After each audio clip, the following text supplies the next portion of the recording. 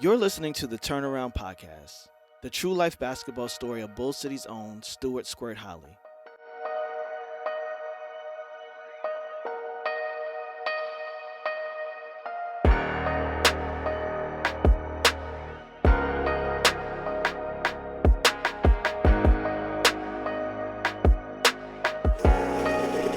Yo, man, this beat crazy.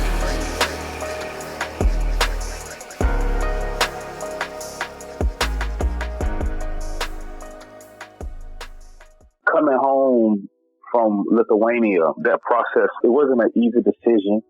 My only regret is that I wish I would have understood the business side of basketball. If I would have understood the business side of basketball, then I would have stayed and would have pursued my NBA aspirations from Europe.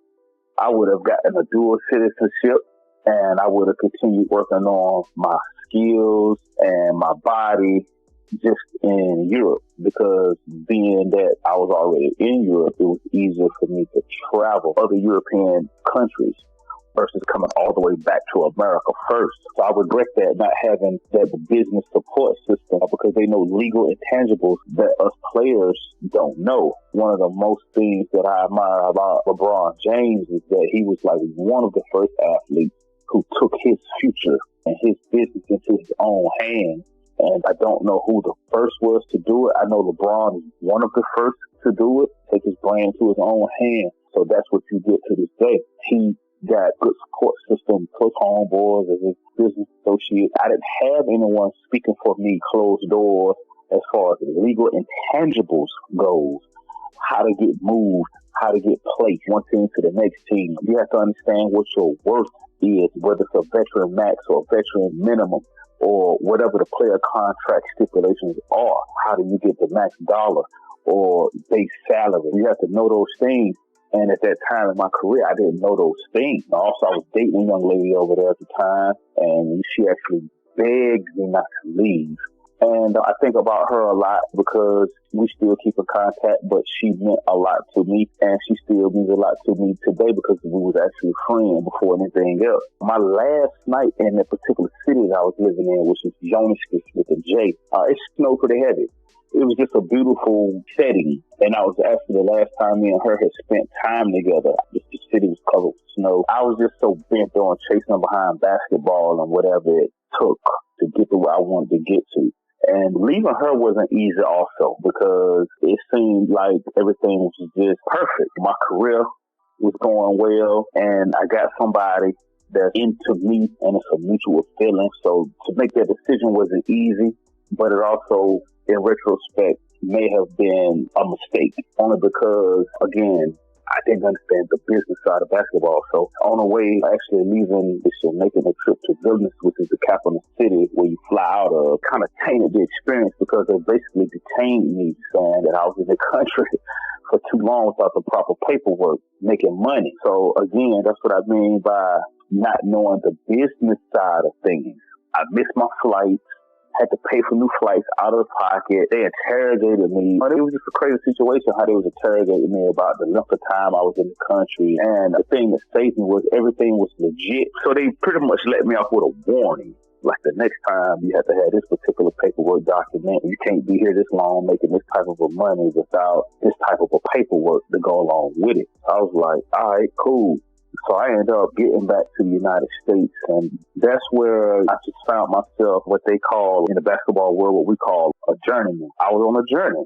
I was going from state to state, city to city, and it was good that I had all of these type of offers, and it took a while for one to actually land and go through, because it was a lot for these teams to take into consideration when they are basically importing players in, and they have decisions that they have to make. This guy going to be reliable? Is he going to fit with the other pieces that we have? Because housing come into effect, chemistry come into effect, salaries come into effect. Some players come cheaper than others. Then some players who have sports attorneys or agents. You get a lot of teams in some situations that kind of shy away from those guys. And those are the teams and the team owners you definitely want to stay away from, because they janky from the start if they're trying to shy away from your agent or sports attorney. Like I said, I never had one of those. And that's what I mean by business support system, like a marriage. So trying to find a sports attorney was definitely like trying to find a spouse and be happily ever after. I can remember coming home after a 2-3 year stint in Lithuania. One of the first phone calls I did receive was, if I can remember correctly, was actually Dallas, Texas, with a team called the Dallas Diesel. I went out there and I didn't like the weather in Texas because it's a different type of a heat. Didn't like it. So they had us staying at a nice little hotel and food's pretty good. The owner was super cool, showed me crazy love, and they was excited about having me out there. And it was kind of like showing me off, or showing me as the product to potential fan base and other fan base members. And what I mean by that, like, he would get me around out into the community, introducing me to everybody. And once I finally had met with the team and I had good vibes with the team and we got in the gym, we did our thing, I panned up at my position. So it was just one thing that was the problem. And it was the finances wasn't there. And once I learned that, and see, that's what you can avoid those type of things if you have an agent. So, because they're nipping things in the bud for you, because it's business, right? You don't want to get with someone and they do bad business or no business at all. It's a waste of time, effort, and energy. And I'm not going to say that I wasted a lot of time, effort, and energy, because all of those things is learning experiences and learning curves that came with it, being that I was a solo act. My mom supported me, certain friends supported me, but in the end, I didn't have a business force, and that was the only Achilles heel. Other than that, I didn't have weaknesses, so I thought. So after coming back home from Dallas, I ran into an ex-girlfriend of mine, and this is where things took a turn for the negative.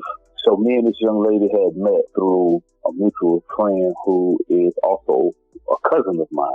They are like sisters, went to college together. And this particular cousin had called me, and this was before I went international. She had called me, but she's been having a hard time with her love life. She's been meeting trash. So I thought about you, and I think you'll be cool to meet her. And so she basically was playing matchmaker. I was with it. My cousin, she knows me. She knows what I like. So I was like, all right, I'll give her a call. So I called this young lady. We talked over the phone. This was in like 2003, 2004, for like, a few months before we even laid out on each other. I didn't even know what she looked like. I just enjoyed our conversation. And then we finally was like, you know what? Fuck it. Let's meet. So we met up at this burger joint up in Raleigh off of 70. Definitely, they specialize in burgers. So we met at this burger joint that had pool tables. And so we ended up at this burger joint and we ate good and we laughed and joked. We had a good time. And my initial thought was, wow, she's fucking gorgeous. Like, she was like 6'1", looked like Carrie Hilson, had a skin complexion, flawless. And I was like, wow. I was just like trying to keep my composure. So we kicked it off, and I just remember her. I had some chronic, and I wasn't sure if she smoked or that appropriate. So I was kind of shy and intimidated about asking her that. So I was like, you know what? I'm going to be myself. I got some chronic. I wouldn't mind smoking some chronic with you if that's cool. I like to smoke. She looked at me like, are you kidding? I'd love to smoke. She's like, hey, we go back to my place. I was like, all right, cool. So we ended up going back to her place, and she was the first girl I fell in love with outside of high school. She's the first woman I fell in love with as an adult. And this was a thing that it took me a little while to get over it. So we get back to her place the night we met, and she fixed up some drink. And I remember just talking shit about the weed that I had. And I was like, yeah, one of my boys, he been telling me how potent this weed is. And I'm looking at it. I'm passing judgment like he done sold me some bullshit. We gonna smoke it. So once we rolled it up, lit it up, put it in the air, I don't know what happened, but I started feeling, it was some serious chronic. I guess it was, because I like broke out in a heat sweat, and you would have thought I fucking had monothelioma or something. I was like, oh man, and I got the feeling bad. So I told her, so I feel bad. And I just didn't want her to think that I was trying to weasel my way in or something like that. So, but I was like, yeah, I don't feel right. And I said, I need to take a seat. She said, well, you come in here and sit down. And I said, okay, all right. I sit down, my forehead sweating. I was like, damn, it hit me all at one time. I don't know. So I ended up passing out. And I woke up, and it was the next morning, and she was just sitting like Indian style, smoking a black and mild, just looking at me. And I was looking, I was like, what happened? She was like, you passed out last night. And I just looked at her like, oh, shit. Oh, man, I was thinking to myself like, oh, that's not cool. So actually, I didn't hear anything from her after that night. I didn't even get to tell her that I was about to head overseas and sign a contract. And so the whole time I was going overseas, we did not have contact with each other. So I runs into her at a party, Coast Lithuania, that my cousin had. We bumped into each other. And when we spoke to each other, I guess I had been thinking about that the whole time. Like, why did she just stop answering my phone calls and all of those types of things? In retrospect, I looked at those signs then because she gave me all of the right signs. I just overlooked them because I was excited because I met her, and I overlooked all of those flags that was there. And so I asked her that night at the party, what happened? How did we lose contact? And so she said, I didn't know how to tell you then, but I was in a situation with someone and it was just easier just to disconnect. I was like, oh, okay. And so we continued to conversate, and one thing led to another, and we ended up the time we went on here and we got together. She was single at the time. I was single at the time. So we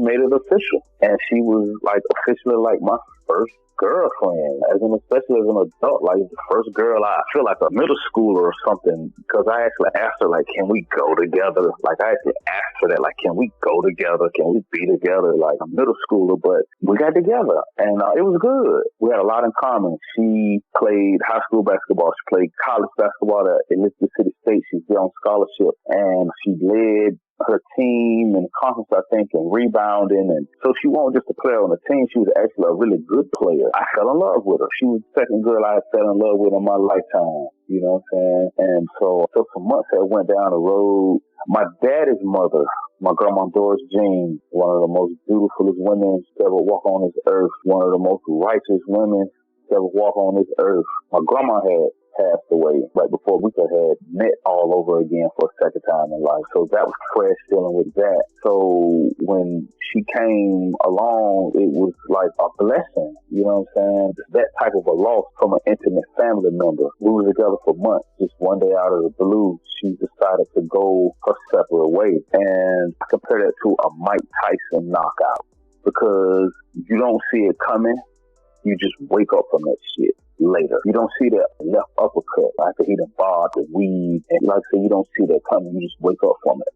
So I didn't even know, but it was the first time I ever dealt with depression. So it hit me at one time because my grandma was fresh in the ground, and I actually had went out and got a DWI. And I got the DWI not because I was drunk, but because I was running my mouth off to the authorities after I felt like I had been disrespected. It was about 2:30 in the morning. I had braids. I was driving a nice SUV.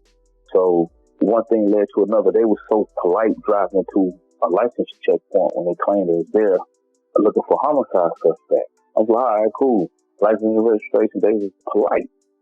So things took a turn when they go to check my driver's license and all that stuff was good. But being that I am a felon, right, once they go and look you up and all that type of stuff, they, fellas, we got us a felon, we got us one. So when they come into my Jeep, they was aggressive. From there on out, step out of the vehicle, and at this point, I'm like, step out of my vehicle. Like, they ain't gonna ask you again, unlock your doors, step out of the vehicle. And I'm like, what? So I end up unlocking the doors, and they pretty much grabbed me out of the car, put dogs in my car, and looking for stuff that weren't there. Took me to do some sobriety tests. I passed, but they asked me to do one in particular, which I thought was like super dumb and playing on my intelligence. The cop wanted me to stand on one foot, tip my head back, hold both my arms out with my palms facing upward, and say my ABCs. And he also wanted me to say them backwards. So I looked at this particular officer and I said to him, how about you stand on one leg with your arms out, with your palms facing up, and your head tilted back, and you say your ABCs, and then you say them backwards. I say, if you can do it, I think about doing it. And it went from there. So I'm fresh off this DWI situation, which is the first time I ever got one in my life. It was also like the eve of like my 30th birthday. So I'm fresh off of all of this. My grandma passing, had the DUI. And this woman that I fell in love with, I had those negatives going on, but she was the positive. And I was so thankful for that and so thankful for her. She made me happy. I was happy with her and I was happy with us. It was new, but when she took that away from me, I didn't realize that I had been went into a depressed mode. And what I did was I took some money and paid my rent up for like 6 months. Right? I was very antisocial. I didn't show my face in public too often. At that time of my life, I just didn't want to talk to anybody.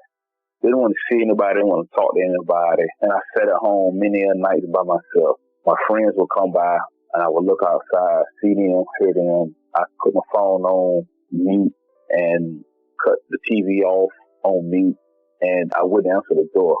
And I could hear them like, "Oh, damn, it's Carl here. Where he at?" I did that for like 3 months, 4 months after she went on about her business. And I just didn't, I'm sure I could have talked to either one of my brothers or either one of my sisters. I just didn't. I could have went and talked to my mom. I had certain friends I couldn't went to talk to. So I didn't. I just dealt with it on my own. And I wasn't eating. And when I finally decided to step out in public after a few months, I didn't keep a haircut. I would pretty much fake a good time because I didn't want anybody to pick up on signs of me being unhappy, which I didn't know was depression. And that's when I also had secretly developed a taste for liquor, particularly vodka. Because I would sit in the house and I just drink. And no one knew this. No one. You know what I'm saying? No one had any idea that I just basically just secluded myself in the house drinking. And that went on. And I remember getting another phone call after a few months from a team out in Louisville, Kentucky. And that coach had me to come out. And I goes out there. And I didn't have a good camp the whole few weeks I was out there because my mind was elsewhere. My heart was elsewhere. And so when it was over, I got another phone call to come out to Georgia, Jonesboro, Georgia. So this team that was in Kentucky was with the Louisville Retros at the time in the ABA, the American Basketball Association. That was a summer stint. So I was there for like 2.5 months. And we competed in a summer league. And they took good care of us, put us in some hotels. I had a good time there with that moment. It was a good time. It was a beautiful scenery. I tried to enjoy it, but I still had a mask that I was wearing. This has been a Vanguard Podcast Network original. Stay tuned for the next episode of the Turnaround Podcast and follow the Turnaround Podcast on Instagram by clicking the link in the show notes. If you'd like to book Stuart Holly for a speaking engagement or to be a guest on your show, please reach out to theturnaround77@gmail.com and someone will get back to you within 48 hours. Thank you for listening.